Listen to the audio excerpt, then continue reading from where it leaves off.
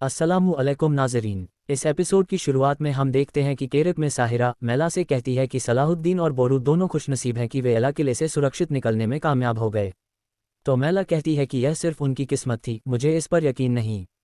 साहिरा कहती है, तुम क्या कहना चाहती हो? तो मेला कहती है कि बोरू किले में तुम्हारा कैदी था, वहाँ तुम्हारे लिए उसे मारना बहुत आसान था, मगर तुमने ऐसा नहीं किया। साहिरा कहती है कि सुल्तान सलाहुद्दीन भी एला में तुम्हारे सामने थे, उन्हें मारना भी मुश्किल न था। तो मेला कहती है कि इंतकाम से भी ज़्यादा, बल्कि दुनिया के तमाम एहसासात से भी ज़्यादा ताकतवर एक और एहसास होता है। साहिरा कहती है, मुझे डर है कि यही एहसास हम सब की तबाही का कारण बनेगा।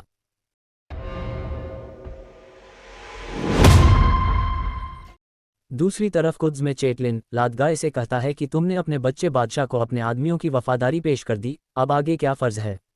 फिर वह कहता है कि हमें मलिका मारिया से मिलना होगा। लादगाय उसे हद में रहने को कहता है तो चेटलिन कहता है कि मुझ पर गुस्सा मत करो, असल हद पार करने वाली तो मलिका मारिया है जिसने तुम्हें गुलाम बना रखा है। लादगाय कहता है कि मलिका मारिया अपने सौतेले बेटे की डोर खींचने में मसरूफ़ है, लेकिन जब ये डोर उसके हाथों को जख्मी करेगी तब उसे एहसास होगा कि यह कुस्तुनतुनिया नहीं। चेटलिन पूछता है कि तुम्हारे जहन में क्या है? लादगाय कहता है कि मेरे जहन में अब सिर्फ एक ही बात है कि मैं शहजादी सबीला को तसल्ली दूं, क्योंकि हालिया वाक़यात ने उसे बहुत दुख दिया है। चेटलिन ये सुनकर मुस्कुरा देता है। केरक में साहिरा कहती है कि यह समझना मुश्किल हो गया है कि हो क्या रहा है, खास तौर पर शाम की ताज़ा खबरों के बाद। मेला पूछती है, क्या हुआ? साहिरा बताती है कि बोरू का दोस्त गोब बोरू, जो कैद में था, वह शाम गया और उसने तख्त के लिए अपनी राय गमत गुन के हक में देकर उसे नायब बनाने में मदद की। ये सुनकर मेला कहती है कि इसका मतलब है कि गोब बोरू को किले से निकलवाने वाला भी गमत गुन ही है। साहिरा कहती है कि गमत गुन ने बड़ी चालाकी से गोब बोरू को सलाहुद्दीन के खिलाफ कर दिया है। हमें जानना होगा कि उसे ये ताकत कहाँ से मिल रही है। मेला पूछती है, अगर पता चल गया तो क्या करोगी? साहिरा कहती है कि मैं अपना अधूरा काम पूरा करूंगी। इधर काहिरा में वजीर सलाहुद्दीन बोरू से पूछते हैं कि तुम्हारे और गोब बोरू के दरमियान नफरत पैदा करने वाला कौन है? क्या तुम्हें कुछ अंदाज़ा हुआ? बोरू कहता है कि मैं दिन रात इसी के बारे में सोचता हूँ मगर कुछ समझ नहीं आ रहा। वजीर सलाहुद्दीन कहते हैं कि कभी सोचा है गोब बोरू एला से निकलकर दीवान कैसे पहुंचा, ज़रा देखो फ़ायदा किसका हुआ। बोरू कहता है कि आप कहना चाहते हैं कि यह सब गमत गुन का किया धरा है। वजीर कहते हैं कि गोब बोरू के निकलने का सबसे ज़्यादा फ़ायदा गमत गुन को ही हुआ है। फिर वह कहते हैं कि शायद वह सलीबियों के साथ मिलकर यह सब कर रहा हो और गोब बोरू को नकली खत भी उसी ने दिया हो।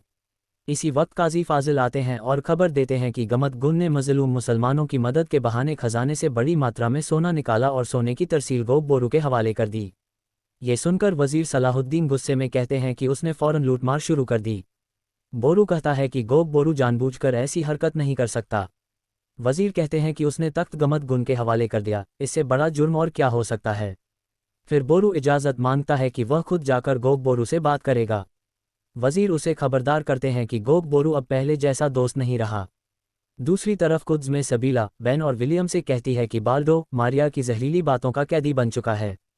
विलियम कहता है कि बादशाहत मैदान ए जंग में नहीं बल्कि जहर से बनी चालों में जीती जाती है और मारिया वही कर रही है। बेन कहता है कि सलाहुद्दीन ज़रूर हकीम लतीफ़ के कातिलों का पीछा करेगा। सबीला कहती है कि सलाहुद्दीन ने बाल्डो को मुलाकात का पैगाम भेजा है। बेन कहता है कि हमें उसे हकीकत बतानी चाहिए ताकि वह हमारे लिए कुछ कर सके। शाम में गमत गुन और कामास के दरमियान गुफ्तगू होती है, जहां वे लोगों को सुल्तान नूरुद्दीन जंगी के नज़रिए से दूर करने की साजिश करते हैं और मस्जिद अक्सा में रखी गई निशानी को तबाह करने का मंसूबा बनाते हैं। कुद्स के चर्च में सबीला दुआ मांग रही होती है कि उसी वक्त लादगाय आता है और उसे शादी की पेशकश करता है, ये कहकर कि बेन की ज़िंदगी उसके फैसले पर मुनहसर है। सबीला गुस्से से इनकार कर देती है और वहां से चली जाती है। काहिरा में वजीर सलाहुद्दीन शमसा खातून के साथ बैठे होते हैं। शमसा खातून खांसते हुए एक शेर सुनाने लगती हैं मगर बेहोश होने के करीब हो जाती हैं। तबीब आकर उन्हें ज़ुकाम बताती है और आराम का मशवरा देती है। सराय में गोब बोरू सोने के संदूक के साथ दाखिल होता है। इधर बोरू अपने आदमियों के साथ पहुंचता है और सोने के बारे में मंसूबा बनाता है।